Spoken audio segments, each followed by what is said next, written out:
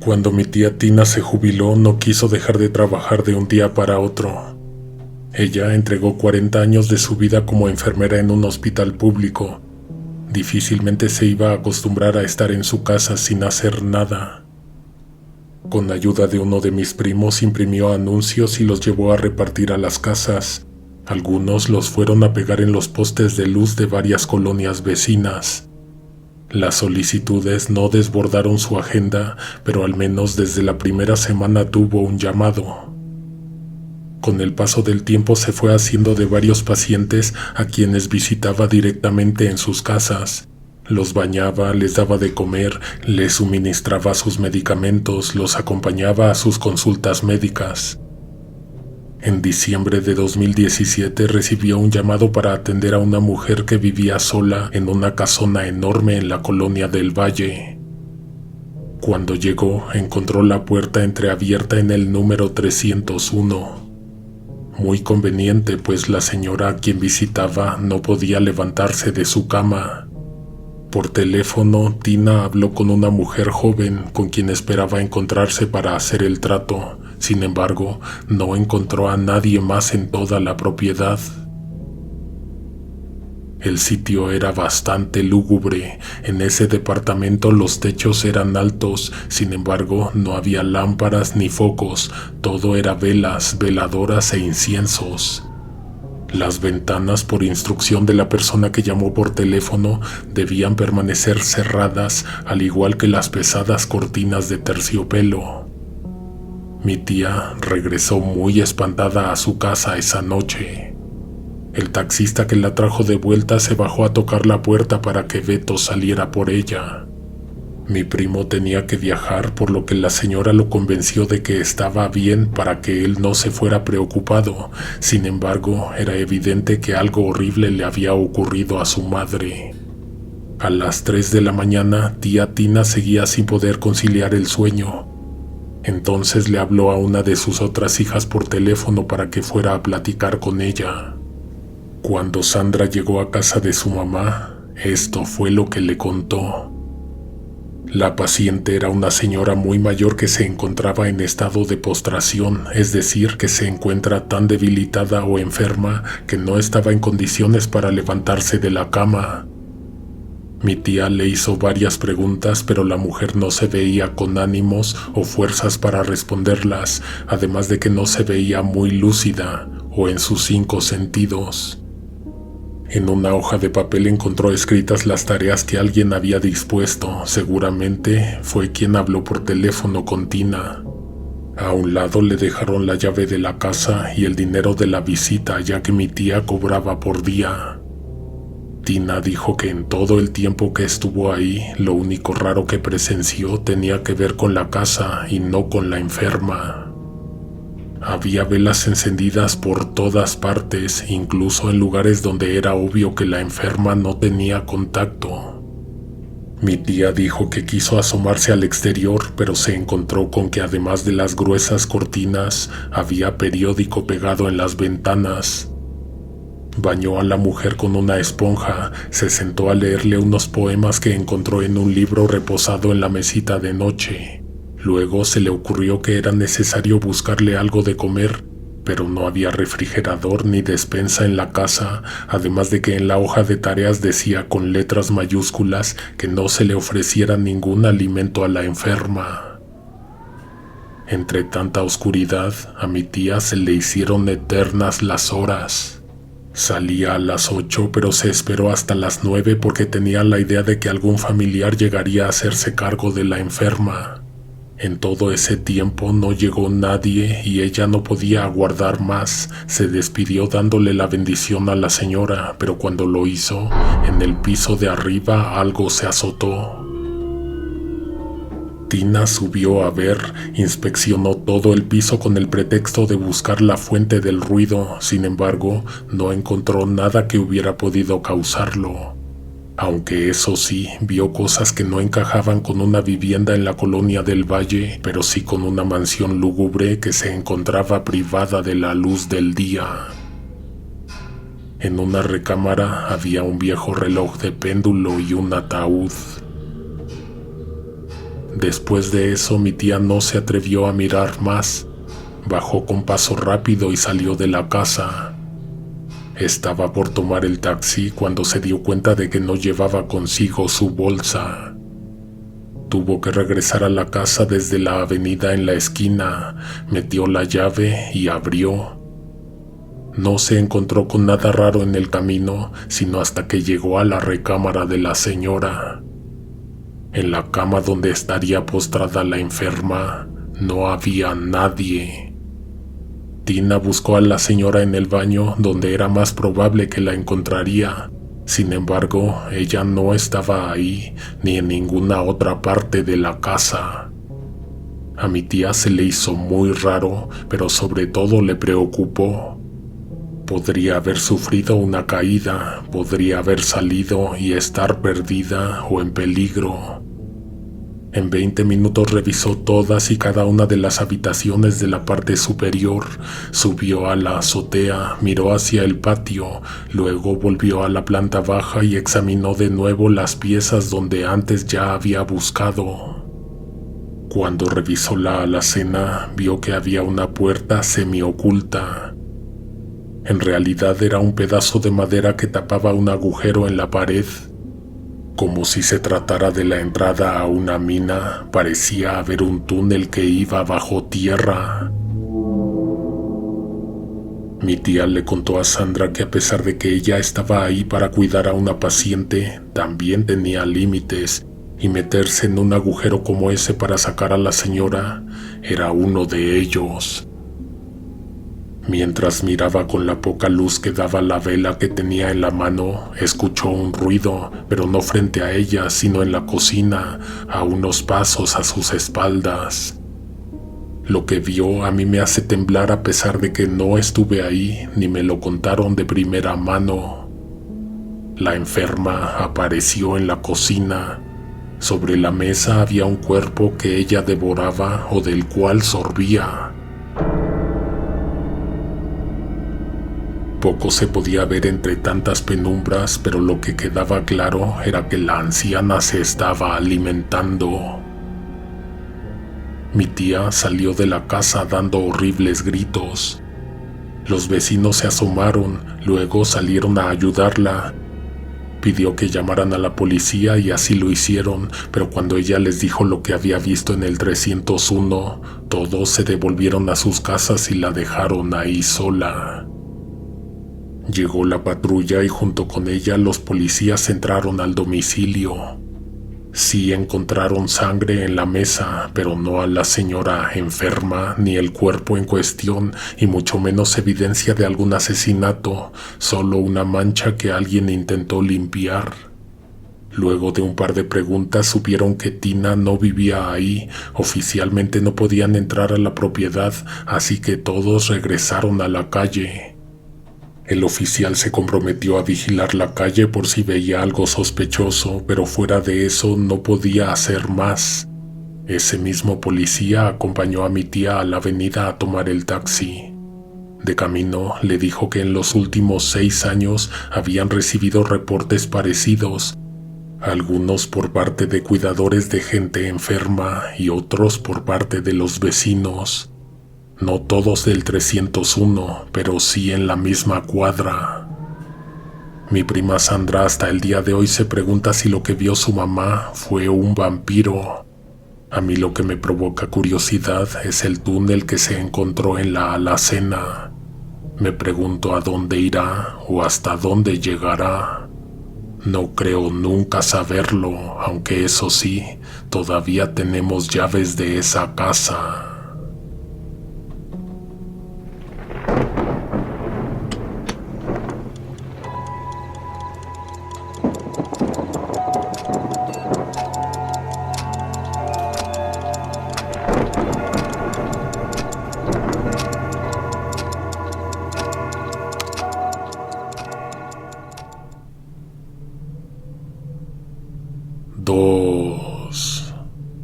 Mi madre trabajó como enfermera en uno de los hospitales más antiguos de la ciudad.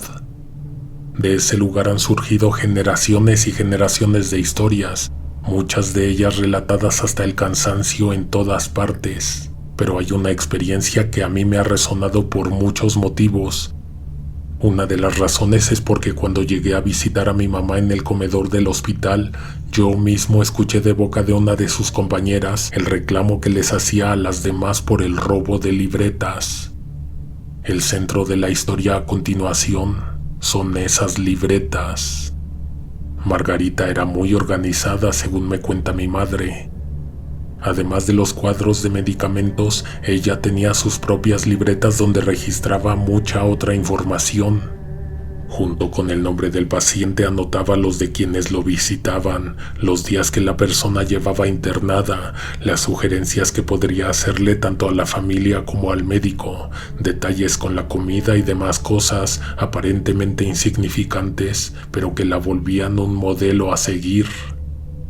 La cosa es que esas libretas se desaparecían muy seguido. A veces era cuestión de que Margarita se descuidara un poco para perderlas de vista. Mi madre y otras compañeras estaban casi seguras de que esa enfermera era muy descuidada y en lugar de que alguien se las estuviera robando, ella las extraviaba en cualquier sitio. Un pequeño detalle en contra de esta teoría era que esas libretas nunca volvían a aparecer. Nadie las encontraba olvidadas en los baños, por ejemplo, o en las bancas de metal de los pasillos, en las salas de espera, en los vestidores, etc. El hecho de que Margarita hubiera perdido hasta ese momento 15 libretas no hablaba muy bien de su autoproclamada cualidad de organización. Aunque por otro lado, según mi madre también, a su compañera a veces se las sacaban de la bolsa. Varias personas llegaron a ver que ella tenía el cuadernillo en las manos, hacía sus anotaciones, lo guardaba en el bolsillo de la filipina para, digamos, suministrar un medicamento y de repente cuando quería utilizarlo de nuevo, ya no estaba. Si hubiera sido uno de los pacientes quien lo sustraía, alguien se tendría que haber dado cuenta. Además, esto ocurrió por lo largo de varios meses hasta que se supo a dónde habían ido a parar. Mi madre es muy sincera al decir que ese misterio no les importaba mucho a las demás. De hecho, les parecía fastidioso que Margarita a cada rato estuviera pidiendo permiso para revisar cajones, bolsos e incluso los lockers de las otras enfermeras. Una noche, mi madre se quedó a doblar turno. Recuerdo muy bien cuando sucedió porque al no haber nadie en la casa, yo tuve que pasar la noche con mi tía Lola. Margarita y mi madre sustituyeron a dos compañeras que tuvieron un evento, una boda o algo parecido. El caso es que, según se cuenta, la noche había estado tranquila. Cada cierta hora salían a dar sus rondas, para eso tenían un pequeño reloj despertador al cual le daban cuerda cada cierto tiempo. Creo que mi madre me dijo que eran cada 2 horas, la verdad no recuerdo bien. Margarita se quedó sola mientras mi mamá bajó a la recepción a hacer una llamada telefónica. Más o menos eran las 3 de la mañana. Ella se encontraba en el oscuro vestíbulo, sentada ante un escritorio en el módulo de enfermeras. El sopor de la cálida noche la doblegó. Con la única intención de descansar un poco, recargó su frente sobre sus brazos y cerró momentáneamente los ojos. Había tanto silencio que se quedó dormida sin darse cuenta. Lo siguiente que supo la enfermera fue que había alguien de pie frente a ella. Estuvo a punto de levantar la mirada cuando sintió que lentamente una mano le jalaba la libreta sobre la que se encontraba recargada. Atrapé al ladrón, pensó. Quiso levantar la cabeza, pero una mano fría la detuvo. No sé por qué sintió que le querían hacer daño, tal vez por la fuerza con la que la sostuvieron de cara al escritorio. La libreta se deslizó suavemente hasta que se apartó por completo. La enfermera estaba temblando de miedo, quería gritar, pero se temía que la fueran a lastimar.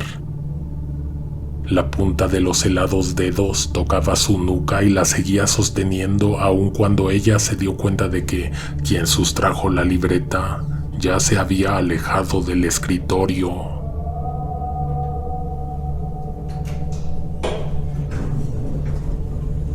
En ese preciso momento, mi madre apareció ante las puertas del elevador. Margarita levantó la cabeza, se puso de pie y miró hacia la izquierda. Actuaba extraño según cuenta mi madre, pero como ella venía ocupada en sus propios asuntos, no le prestó mucha atención. Pasando la medianoche se apagan la mayoría de las luces de todas las salas, dejando encendidas solamente las lámparas de algunos pasillos y de las escaleras. Así de oscuro se encontraba el piso de aquel hospital cuando la otra enfermera le pidió a mi madre que la acompañara a visitar el último pasillo del área de pediatría. ¿Por qué ese lugar?, se preguntaba mientras seguía a Margarita por lo largo de un lúgubre pasillo que tenía vista hacia uno de los patios traseros del nosocomio. Ni siquiera pasaron por el corredor central de pediatría, bordearon las salas por una especie de pasadizo por donde se llega más rápido a las escaleras de emergencia. Antes del final de aquel pasillo, la otra enfermera empujó una puerta que se encontraba entreabierta. Ahí había unas regaderas que, a juzgar por el aspecto del lugar, no se ocupaban más. Cuando encendieron la lámpara en el techo, el balastro empezó a zumbar y la lámpara no dejó de parpadear. Ahí, en una esquina, estaba la pila de libretas extraviadas o sustraídas. Se quedaron un rato examinándolas, hojeando los cuadernillos y leyendo por encima lo que en ellos había escrito, como si algún misterio estuvieran a punto de resolver con eso, cuando de pronto la puerta se cerró y se puso el pasador. No se quedaron atrapadas porque por fortuna la puerta se cerraba desde adentro, pero eso las aterrorizó a sobremanera, pues no había nadie quien lo hubiera podido hacer. Salieron de ahí cargando el montón de libretas y volvieron a sus escritorios. ¿Cómo supiste dónde buscarlas?, preguntó mi madre una vez que se tranquilizaron. Mientras tú bajaste a recepción, una persona me arrebató la libreta, caminó hacia pediatría y por ese pasillo desapareció. La historia pudo haber terminado ahí, sin embargo, días adelante, cuando Margarita y mi madre volvieron a coincidir en el turno vespertino, fueron a platicar con las enfermeras de pediatría. La otra enfermera dio santo y seña de la mujer que le había quitado la libreta y luego preguntó si alguien de pediatría sabía algo. Resulta que esa misma mujer recorre de madrugada las camas donde se encuentran los pacientes. Primero revisa el nombre que tienen anotadas las tablas y luego mira las caritas de los pequeños. Ha llegado a preguntarles si alguien sabe el paradero de su hija, solo para desaparecer instantes después en la oscuridad de los lúgubres corredores de aquel piso. Seguramente en tus libretas busca escrito el nombre de su hija, dijo alguien más. Al notar que todos los cuadernillos se veían 4 o 5 veces más desgastados que cuando se perdieron, ninguna de ellas pudo evitar sentir escalofríos, pues esto significaba precisamente que alguien en la oscuridad de la noche se ponía a revisar hoja por hoja hasta el cansancio. Mi madre cuenta que sus compañeras estuvieron dedicándole 5 minutos de rezos diarios durante una semana. Fue lo más que pudieron hacer sin descuidar mucho a sus pacientes.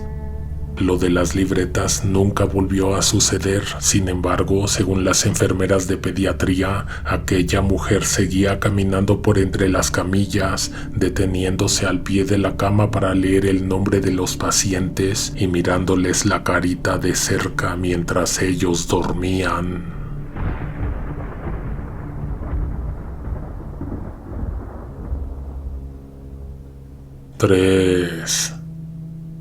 Es de noche mientras escribo esto, así que buenas noches, conejo y audiencia.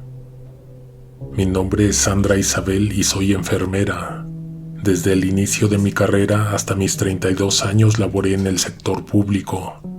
En 2016 hubo muchos despidos en el hospital donde solía laborar, así que por primera vez desde que salí del colegio estuve 3 meses desempleada. Por fortuna, un día me encontré en Parque Delta a una compañera de la facultad, quien después de una breve charla rápidamente me consiguió un lugar en una clínica. La diferencia entre el sector público y el privado es abismal, sin embargo no es de eso de lo que vengo a hablar.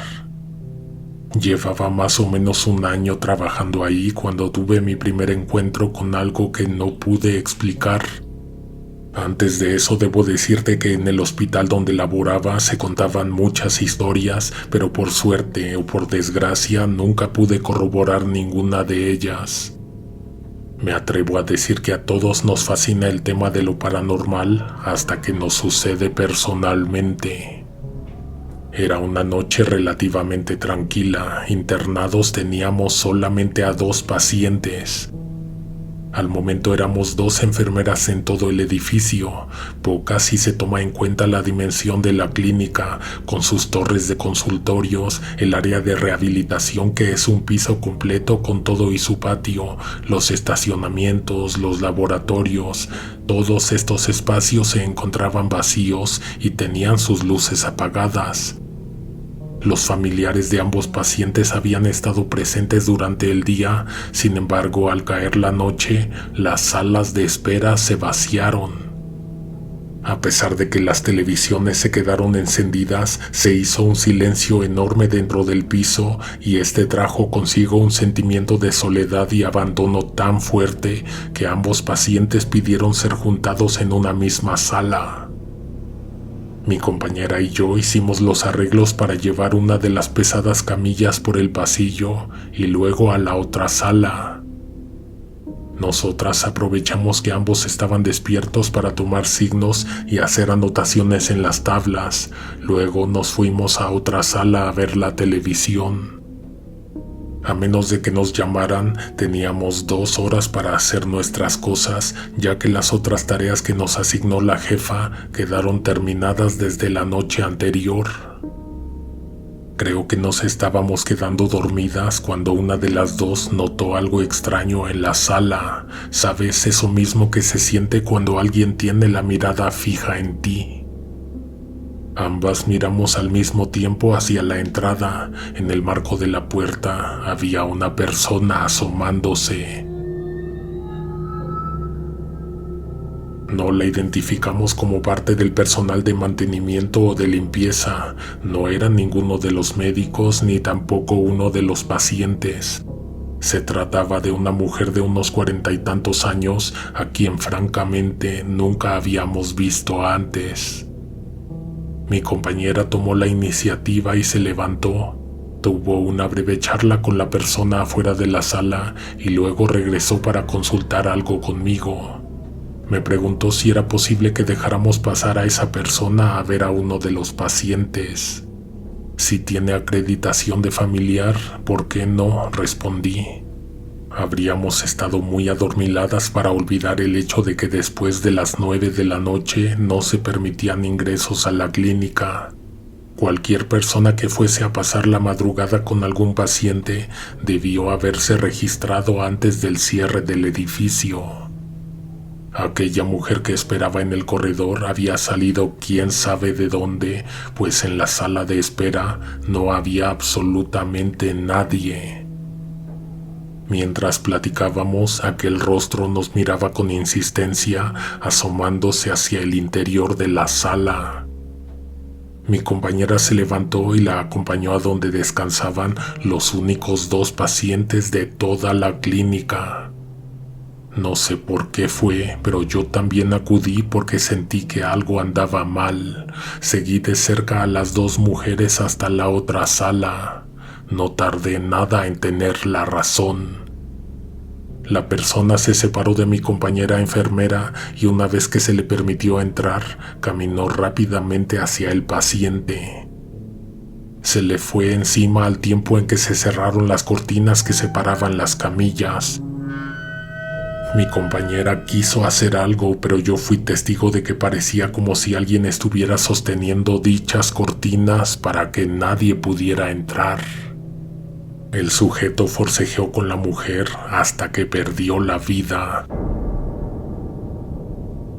Solo entonces la extraña fuerza soltó los pedazos de tela que servían como separación y privacidad. La mujer ya no estaba, pero no había huido, simplemente se desapareció. Tratamos de resucitar al paciente, pero fue imposible. En el cuello tenía horribles marcas que indicaban que había sido estrangulado. De inmediato llamamos a mi jefa, quien pidió en ese preciso momento al guardia en recepción que mantuviera cerradas todas las salidas.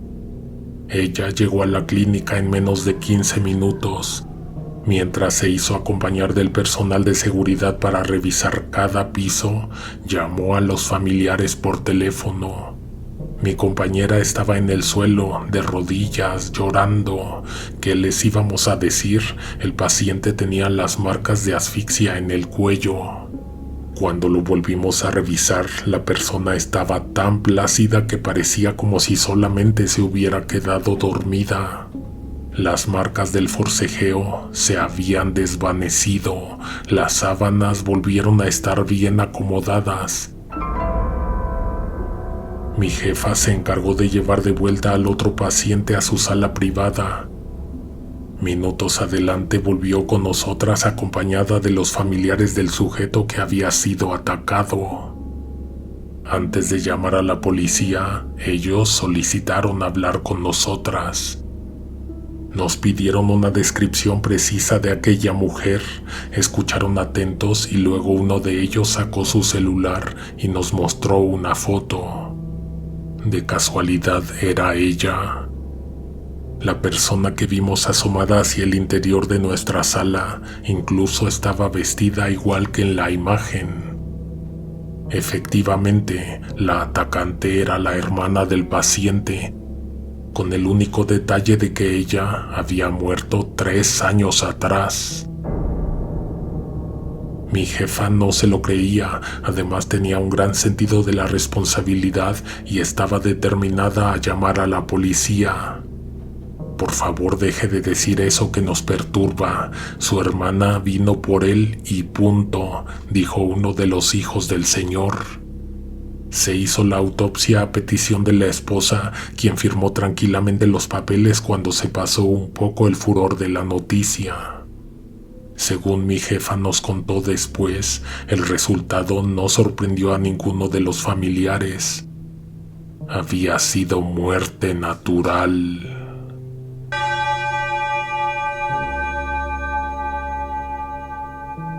No te pierdas la próxima semana la continuación de esta serie. Suscríbete y activa las notificaciones para ser de los primeros en escucharla. Hasta la próxima. Alguien te observa en la oscuridad.